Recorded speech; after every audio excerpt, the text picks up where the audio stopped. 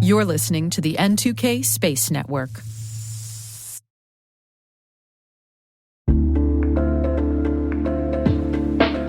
And now, a word from our sponsor, SpyCloud, the cybercrime analytics leader. SpyCloud disrupts cybercrime by telling you what criminals know about your business and your customers, so you can take action to prevent ransomware, session hijacking, account takeover, and online fraud. SpyCloud constantly recaptures and analyzes new data from the criminal underground, including credentials, session cookies, and PII siphoned from malware-infected devices. With knowledge of the specific exposed data criminals have in hand from InfoStealer malware on managed and unmanaged devices, security teams can respond with a more efficient and effective process called post-infection remediation that fits seamlessly into existing incident response frameworks. Get SpyCloud's post-infection remediation guide outlining the 7 steps for preventing a malware infection from becoming a full-blown ransomware incident. Visit spycloud.com/cyberwire. That's spycloud.com/cyberwire. And we thank SpyCloud for sponsoring our show.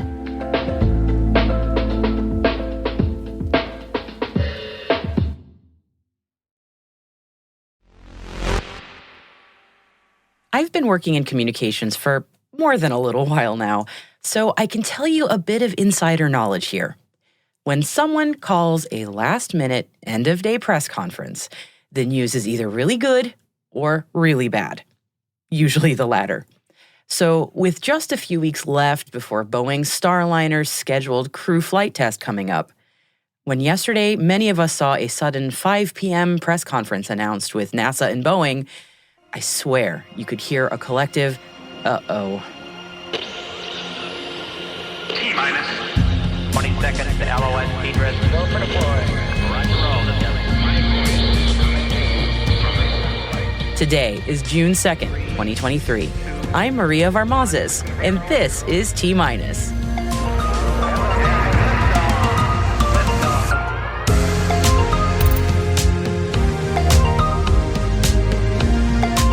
Boeing Starliner delayed.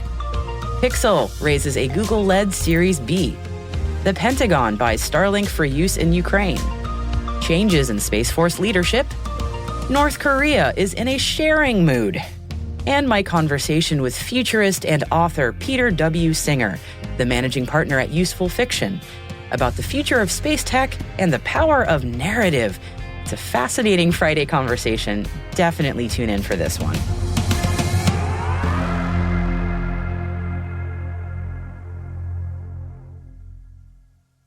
Here is our intel briefing for today. No, it's not happy news to report about Boeing's Starliner program today. Yesterday, Boeing announced that Starliner's crew flight test, which was rescheduled from April to July 21st, is unfortunately yet again delayed. Its rescheduled flight test date is currently pending due to 2 issues discovered just before Memorial Day. One of the problems found involves a protective glass cloth tape wrapped around wiring harnesses throughout Starliner. Recent tests found that in some corner cases, this tape is potentially flammable. And a second issue is regarding a possible failure point in Starliner's parachute system, specifically the soft links between Starliner and its parachutes, which were found to have had a lower load limit than required. This means should one of the 3 parachutes fail during landing, it's possible that the other 2 lines holding up Starliner could snap. Both of these issues present serious safety concerns, so understandably, the crew flight test is off for now, with no revised target for a launch date at this time. NASA awarded Boeing about $5 billion to develop Starliner, which, as you likely know, directly competes with SpaceX's Starship on the NASA Commercial Crew Program. Boeing's on a fixed-cost contract with NASA, and the subsequent delays in the Starliner program have cost Boeing about $833 million to cover. As Boeing nails down the issues and figures out their remediation options, we'll learn more about their path forward here, as well as any potential timeline estimates. And we'll be sure to keep you updated too. And I should mention, if you want to hear more about the Boeing Starliner program, do check out our conversation with Florida Today's space editor Emery Kelly from our May 17th episode. Now let's move over to some business news now. Bangalore, India-based space technology company Pixxel has raised over $36 million in a Series B funding round led by Google. Pixxel launched its first Pathfinder satellites last year and aims to put a constellation of over 30 hyperspectral Earth observation microsatellites into a sun-synchronous orbit in the coming years. The company aims to collect data and produce analytical tools to mine insights from that data, detecting, monitoring, and predicting global phenomena. Pixxel is one of 6 companies that recently signed agreements with the U.S. National Reconnaissance Office to produce hyperspectral imagery for the Strategic Commercial Enhancements Program. Pixxel has raised over $71 million to date. Bloomberg News is reporting that the Pentagon has signed an agreement to purchase Starlink Satellite services from SpaceX for use in Ukraine. The U.S. Defense Department has not disclosed the contract value or terminal quantities, but has stated that the satellites constitute a vital layer in Ukraine's overall communications network as the country faces continued conflict with Russia. SpaceX sent Starlink ground terminals to Ukraine at the start of the conflict, but warned late last year that the company could not continue to fund the use of its terminals indefinitely. SpaceX has over 4,000 Starlink satellites in low Earth orbit, or LEO, which communicate with designated ground transceivers and is used by over 1.5 million customers worldwide. Change of command is coming up on June 30th, and Space Launch Delta 45, the Space Force unit that oversees launch operations in the Eastern Range, will have a new leader. The U.S. Air Force announced that Brigadier General Kristin Panzenhagen will replace Major General Stephen Purdy as the next commander of the launch site. Panzenhagen was previously a senior military assistant to the Undersecretary of the Air Force and senior material leader of the Integrated Ground Enterprise Directorate at the National Reconnaissance Office. Purdy will be moving to the Pentagon to become military deputy to Frank Calvelli, Assistant Secretary of the Air Force for Space Acquisition and Integration. Now, staying with the Space Force for a moment, and the military branch updated its request for information, looking to identify industry sources capable of providing a spacecraft bus and integration support for a low Earth orbit, polar orbiting, sun-synchronous weather sensor to meet space-based environmental monitoring requirements. The weather sensor is expected to be provided as government-furnished equipment. The USSF RFI is also requesting that the company provides post-launch support services. Now, going to a completely different country, North Korea.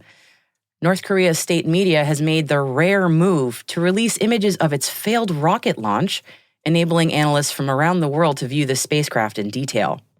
In a report by Reuters, global experts say that the photographs appear to show a new design of their rocket and that the vehicle most likely uses engines developed for the country's intercontinental ballistic missiles, or ICBMs. North Korean's Chollima-1 suffered from a second-stage malfunction during its first launch attempt on Wednesday. The rocket was said to be carrying the country's first military reconnaissance satellite. South Korea is working to recover parts of the North Korean rocket from the Yellow Sea. Images from parts that have already been recovered appear to show a section designed to join 2 stages and a liquid propellant tank. Efforts continue to recover more of the spacecraft. French rocket company Latitude successfully conducted the second test campaign for the first version of its 3D-printed Navier rocket engine. This latest campaign validated the performance under maximum constraints for the Navier engine. This first version of the 3D-printed rocket engine will pave the way for a second iteration of Navier, 9 of which will power the first stage of their Latitude's rocket, Zephyr. The first launch of Zephyr is scheduled for the end of 2024 from either Saxe-Voord in Scotland or Kourou in French Guiana. CGI Federal has become the first Microsoft global partner to deploy and demonstrate the Azure Orbital Cloud Access satellite backhaul. During the same demonstration, the company also tested Nokia private 5G communications for the U.S. Marine Corps. CGI held the demonstrations at the Marine Corps Platform Integration Center at Blunt Island Command. Microsoft announced Azure Space last year, a set of products and services that will provide access to the cloud from anywhere on the planet. Microsoft aims to use Azure to bring satellite-based communications into their enterprise cloud operation to organizations worldwide. However, they are currently focusing on government agencies as its initial customer base. SpaceX is set to launch its 28th commercial resupply mission to the ISS this weekend. The payload includes research, logistical supplies, and necessities for the Expedition 69 crew currently aboard the ISS. The mission will also be carrying 6 CubeSats, which will be released into orbit as part of the NanoRacks 26 mission. One CubeSat, known as Moonlighter, is being launched as a cybersecurity testing target. Moonlighter was developed by the Aerospace Corporation with help from the Air Force Research Laboratory and Space Systems Command. Now, speaking of cybersecurity in space has been a growing issue that global experts are looking to counter with a new set of industry standards. The Space Systems Cybersecurity Standard Working Group met in Rome and virtually this week to discuss the growing problem of protecting assets in space. With the growth of the commercial space industry, there is a larger market for off-the-shelf space products that introduce more cybersecurity risk. Now, IEEE, aka the Institute of Electrical and Electronics Engineers, which houses the working group, has introduced industry standards, but adoption will be voluntary. You can read all about those recommendations and all of the stories that we've covered in today's show in the selected reading section of our website over at space.n2k.com.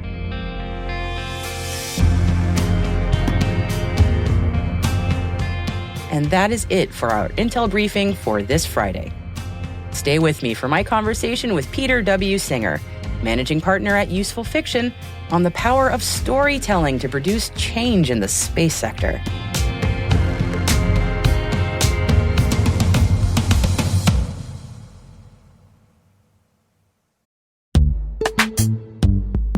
This episode is brought to you by Palo Alto Networks, the leader in cybersecurity. As AI-driven attacks increase, organizations can't afford to have network security that's stuck in the past. Discover how Palo Alto Networks can help you predict what's coming and proactively secure against it with a zero-trust, AI-powered network security platform built to secure whatever, whenever, wherever. To learn more, visit paloaltonetworks.com/network security platform.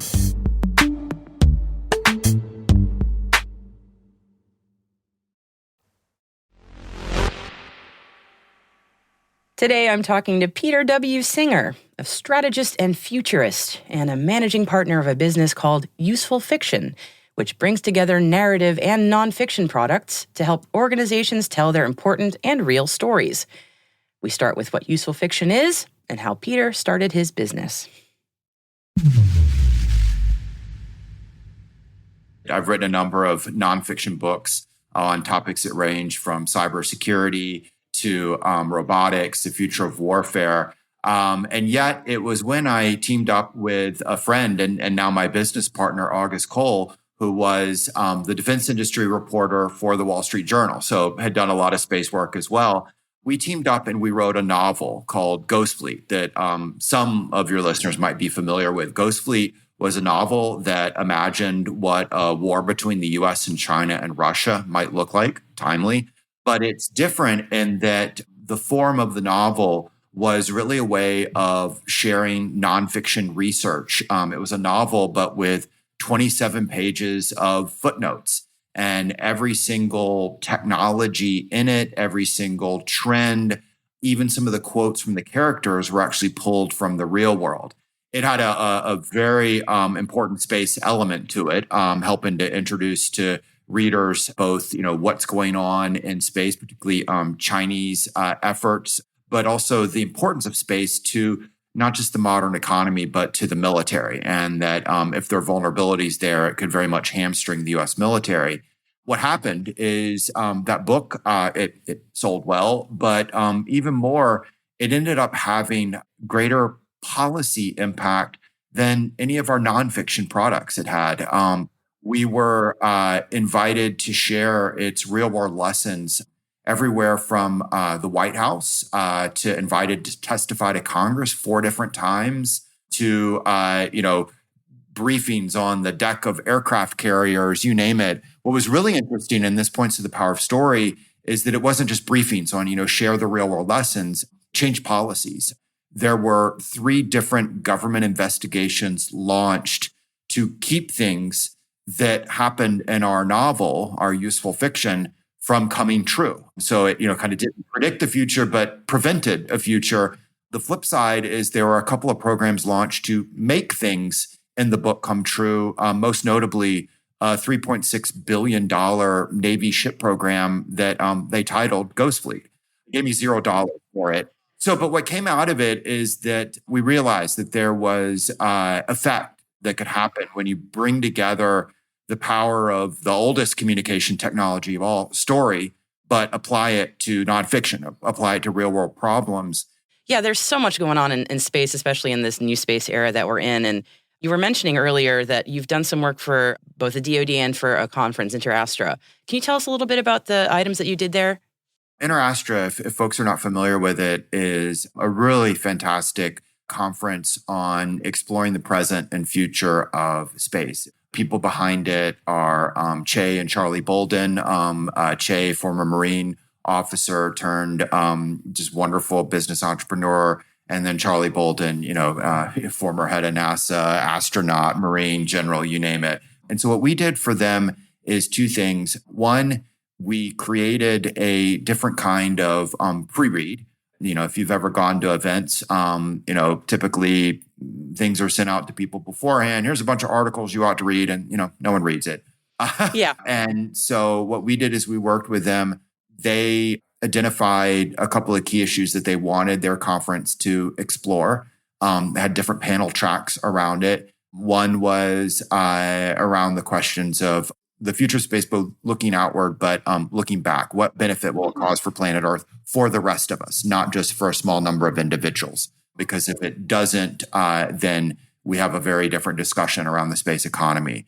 Another was about who is in the future of space. It relates to diversity questions. And a third was around questions of future competition and even conflict in space. And how do we keep it from ruining it for the rest of us? How do we manage that? And that's everything from great power rivalry to, space situational awareness and deconfliction. So what we did before the conference is took those themes, took those nonfiction nuggets and turned it into both a short story and some visual artwork that essentially envisioned the future of space. And so what we did is we imagined it, we told them through essentially it was a fake newspaper profile of a space entrepreneur 30 years out. So it was a woman who's in the space business, she's imagined, but through this almost like a New York Times Sunday magazine profile, meet so-and-so who's this new interesting person. And there was some artwork for it as well. But through telling her story, we kind of built her off of both real world people in the space economy today, but also the story of Levi Strauss. So, if space, if the hope is that it's the next gold rush, right? Well, the people that really made, some people struck gold, a lot of people did not. And the same thing's happening in the real space economy right now. But kind of the long-term effect were the people like Levi Strauss that went out there and said, I'm not going to be a miner. I'm going to create a hardware store. Oh, by the way, I'm going to supply the miners what they need. Oh, by the way, I come up with a new, different kind of product, blue jeans, and that's how I make it. And so I don't want to give away the whole story, but it's kind of around structures and regolith, which is like not as exciting as rare earth minerals, but pretty cool though. Yeah, cool stuff. But Yeah. So by telling her imagined story, you got those themes that they wanted people thinking about, engaging with before they got there.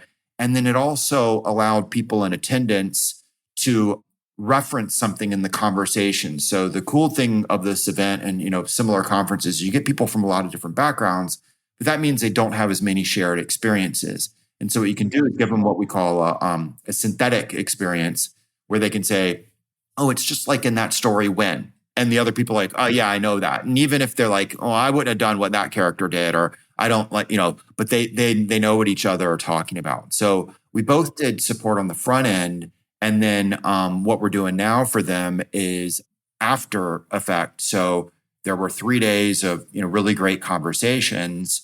And what we've done is taken those thematic conversations and turn those into narratives. So what are the important findings of bringing together all these great people?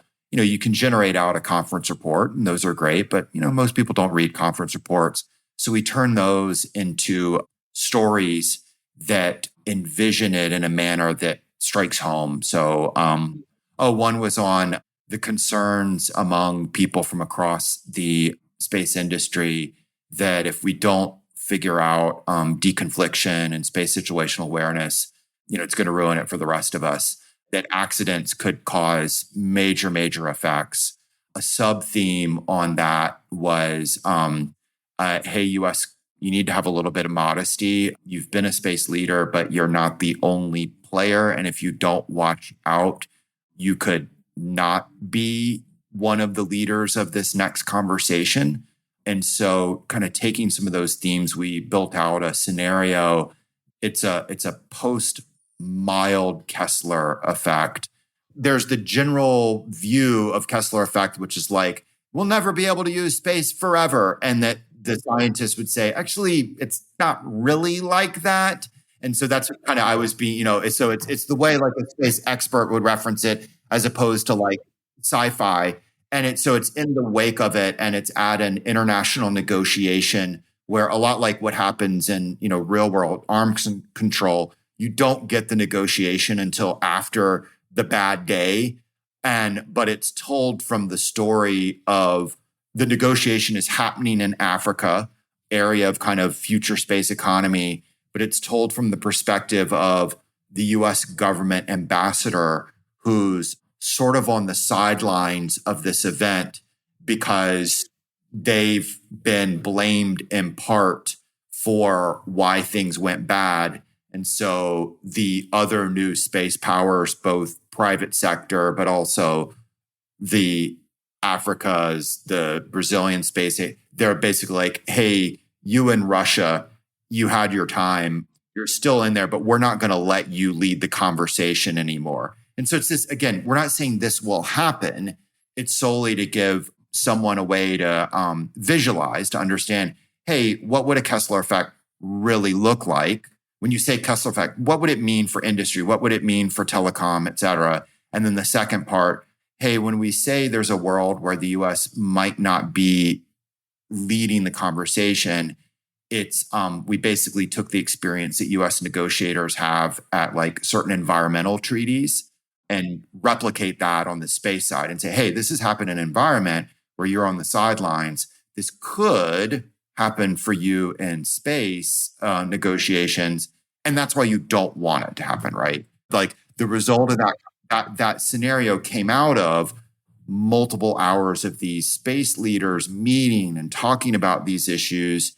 And then, these are the prime things that they said, nonfiction we want to share with people. We want them to understand risk of Kessler effect, but also not the crazy sci-fi version of it. Grounded in reality. Yes. Yeah. Yes. We want them to understand, this, or, a different one was on, it was about the role of crowdsourcing in space projects. And so we created a scenario to tell about it. And the idea was, from the space economy side, we're learning new means of using the wider public, not just as an enthusiast, but like to be part of space missions. And so that's cool. That's exciting. Let's envision, okay, but what does that mean? What would it look like in execution?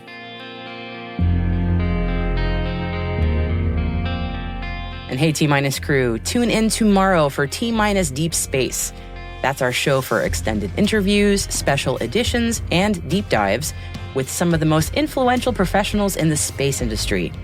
Now, tomorrow, we're going to hear more from Peter W. Singer talking about his company, Useful Fiction, and his views on the future of commercial space. It's a fascinating conversation, so make sure you check it out while you're mowing the lawn, grocery shopping, folding laundry, driving your kids to the game, or if you're like me, in between bouts of playing Legend of Zelda Tears of the Kingdom. You don't want to miss it. And we'll be right back.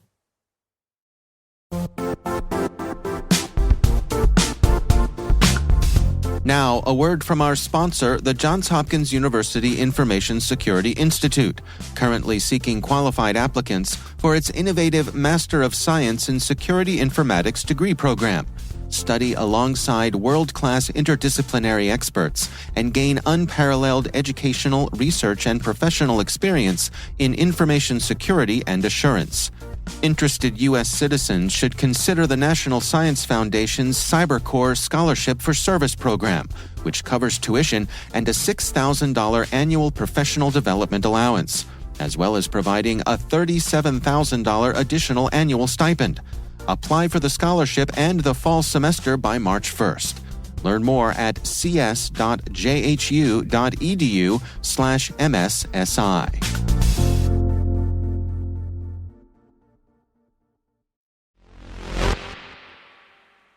And welcome back. And live from the Red Planet, it's Friday at noon.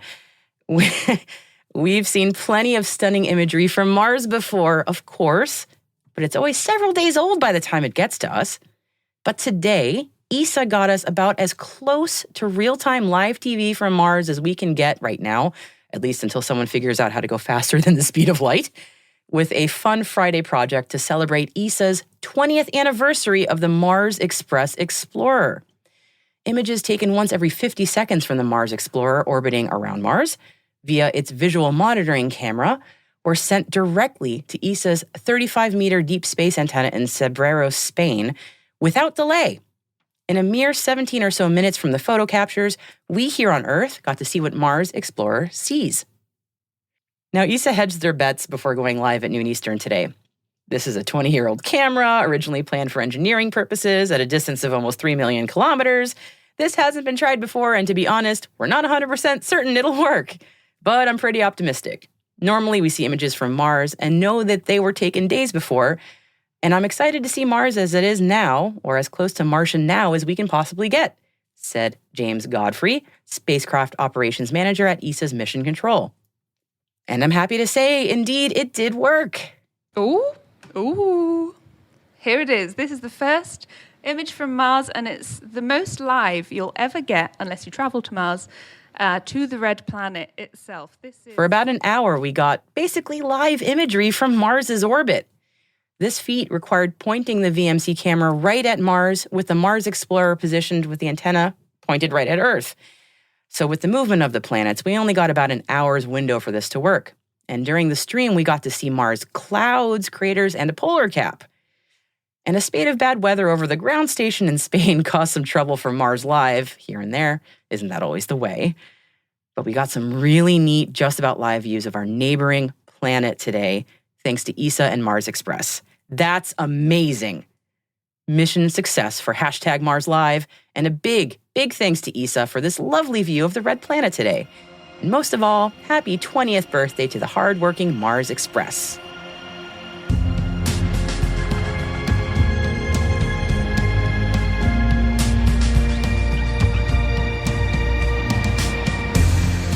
And that's it for T- for June 2nd, 2023. For additional resources from today's report, check out our show notes at space.n2k.com. We'd love to know what you think of our podcast. You can email us at space@n2k.com or submit the survey in our show notes. Your feedback ensures that we deliver the information that keeps you a step ahead in the rapidly changing space industry. We're privileged that N2K and podcasts like T- are part of the daily routine of many of the most influential leaders and operators in the public and private sector, from the Fortune 500 to many of the world's preeminent intelligence and law enforcement agencies. N2K Strategic Workforce Intelligence optimizes the value of your biggest investment, your people. We make you smarter about your team while making your team smarter. Learn more at n2k.com. This episode was produced by Alice Carruth, mixing by Elliot Peltzman and Trey Hester, with original music and sound design by Elliot Peltzman. Our executive producer is Brandon Karp. Our chief intelligence officer is Eric Tillman, and I'm Maria Varmazis. Thanks for listening, and have a wonderful weekend.